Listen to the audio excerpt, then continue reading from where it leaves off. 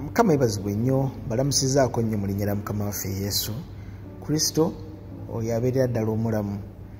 Njagalira ddala nno nze nno okwebaza Katonda ku lwa mwenna mu linnya lya Mukama waffe Yesu abeerera ddala omulamu. Twebaza Katonda. No, it's okay, you can close it. Close it, then you can go now. Yeah. Njala kwebaza Katonda ku lwa mwenna mu linnya lya Mukama waffe Yesu. Nkoze video eno nga tewali ankase.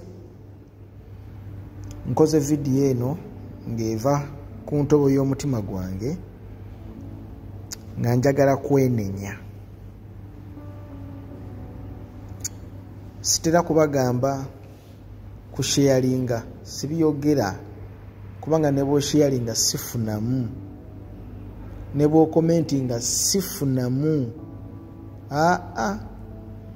Lwaki? Kubanga sirina sente zenfuna ku social media.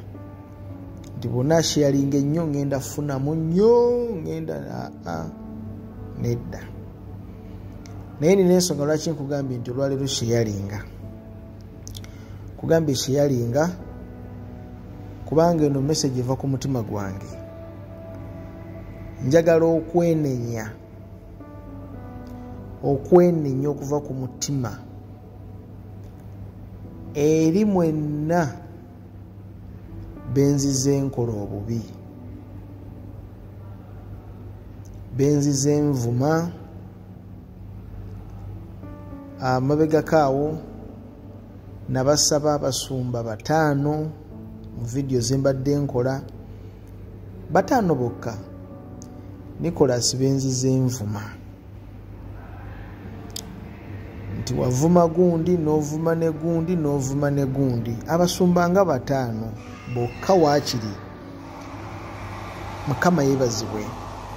Abo waakiri mba basabye, abo waakiri nzize mba basaba nti mubampe abasumba 5 bokka benzize envuma. Mumpe n'ebivumo byenzize mbavuma.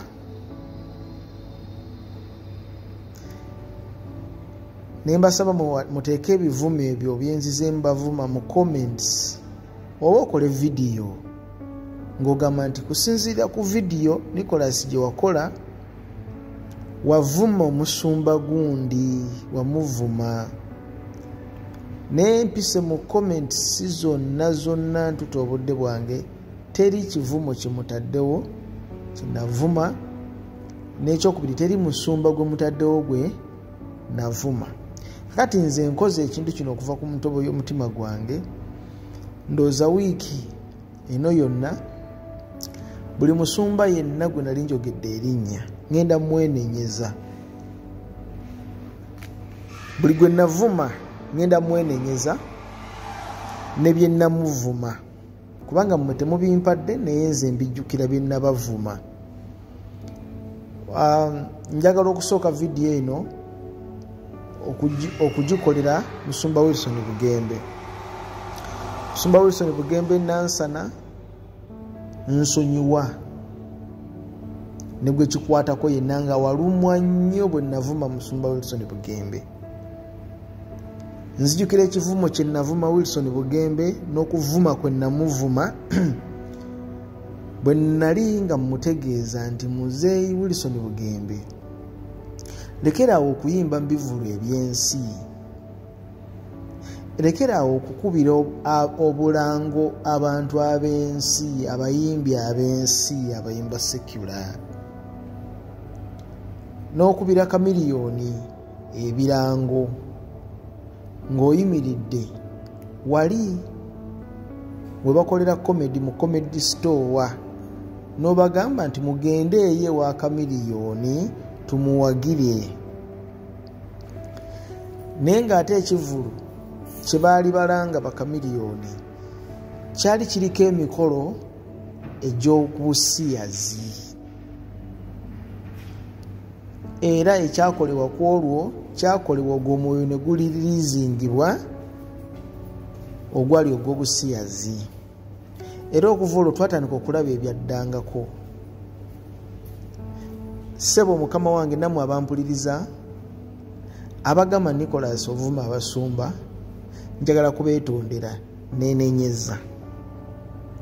Mpozi ng'olinayo ekivume ekirala ky'ojjukira nti nakivuma Musumba Wilson Bugembe, ndi mu kujjukira abasumba b'enzize envuma. So Musumba Wilson Bugembe nsonyiwa. Era nzijjukira ekivumo ekirala kye nakuvuma kwe kukubira palaso ebirango ebyokugenda mu bivulu. Abantu n'obayita bagende mu bivulu bya palaso. Ekyo nakyo nkijjukira nakikuvuma. Sebo ogwo oguvumo gwali gunene nnyo gwa naggomola era gutwaza omuntu mu geyeena. Nakozesa obusungu bungi nnyo, ate omuntu ng'alina obusungu agenda mu muliro, waliwo yakiŋŋambye. N'olwekyo nina obusungu bungi. Naye buno obusungu buno sirina we mbujja walala. Ninnya mu bigere bya Kristo.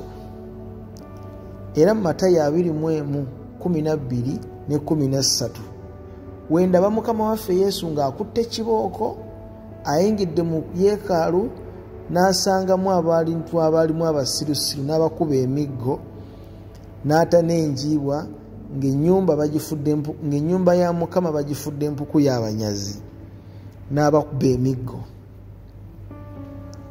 n'atana enjiibwa ezidduka n'enkoko ezaali zirimu nga bazirundiramu naye nga zikola ssente. Yesu n'abakuba kibooko. Kakati ekikindu ekyo Yesu yakinsiiga kubanga tugoberera Kristo. Yakinsiiga ekyo nakimukoppako. Nakimukoppako nenenya olw'obusungu obwo. Nenenya. Nyongera okwenenya. Nakuvuma era ekintu ekirala Muzeeyi Wilson Bugembe. Nenkugamba nti Mama Fiina, nenkuvuma nti Mama Fiina gw'oteeka ku kituuti alina ebigendererwa bye birala. Era ebigendererwa bye nembikuvuma, saabikugamba bugambi, nennakuvuma.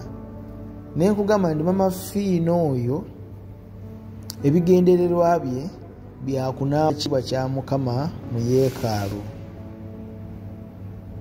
Diluting ekkanisa gimalamu maanyi na kugifuula kintu kisaagirwamu busaagizi.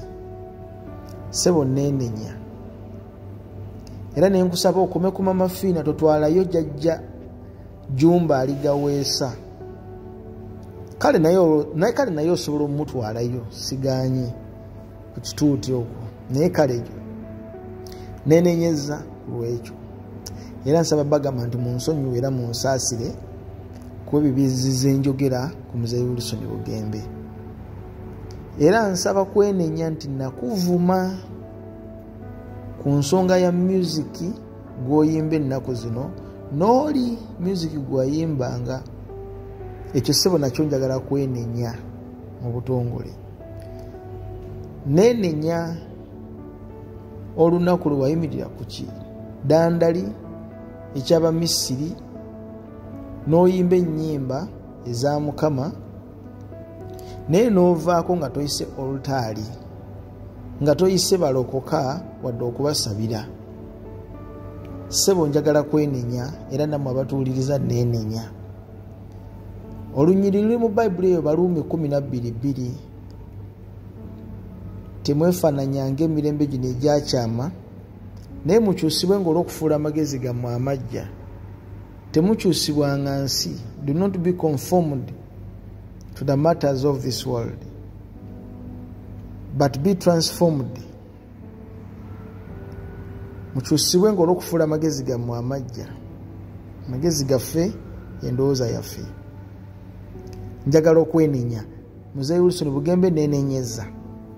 Nammwe mwenna bagamba nti Muzeeyi Wilson Bugembe wamuvuma mwenenyereza. Nammwe musobola okugattako ebirala bye namuvuma nenenenya wamu byonna. Mubiteeke mu komenti. Wiikendi yonna ngenda gikola nja kwewaayo nenenyeza. Mukama bankumire. Mweraba. Bye.